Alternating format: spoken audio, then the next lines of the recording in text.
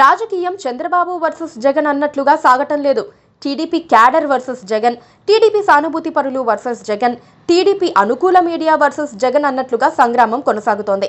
జగన్ పాలనలో 5 ఏళ్ల పాటు ఒత్తిడిని, ఇబ్బందులను ఎదుర్కొన్న వారంతా ఇప్పుడు ఆగ్రహంతో రగిలిపోతున్నారు.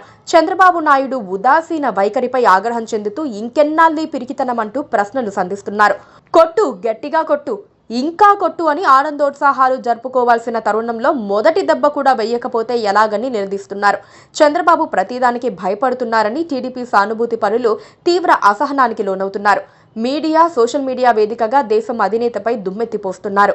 అధికారానికి వచ్చి 6 నెలలు కావస్తున్నా ఒక్క వైసీపీ కీలక నేతను సైతం అరెస్ట్ చేయకపోవటం, వాళ్లు కోర్టులను ఆశ్రయించి ఉపశమనం పొందే వరకు వేచి చూడటం లాంటి చర్యలతో చంద్రబాబుపై క్యాడర్కు కోపం పెరిగిపోతోంది.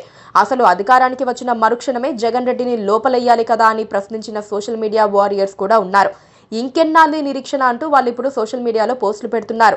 ప్రభుత్వ డబ్బుతో కొనుగోలు చేసిన ఫర్నిచర్ను ఇంట్లో పెట్టుకున్నారని, నాడు కోడెల శివప్రసాదరావును గోలగోల చేసినప్పుడు తాము ఏమీ చేయలేక చేతులు కట్టుకున్నామని, ఇప్పుడు జగన్ రెడ్డి అదే పని చేసినట్లు తెలిసినా ప్రభుత్వం ఎందుకు మౌనం వహిస్తోందన్న ప్రశ్నలు లేవనెత్తుతున్నారు.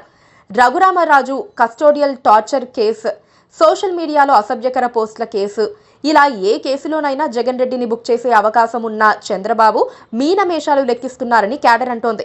చంద్రబాబులో ప్రతీకార వాంఛ లేదా, తనను అరెస్ట్ చేసిన వారిపై కక్ష తీర్చుకోవాలన్న కోరిక లేదా అన్న ప్రశ్నలు వేస్తున్నారు.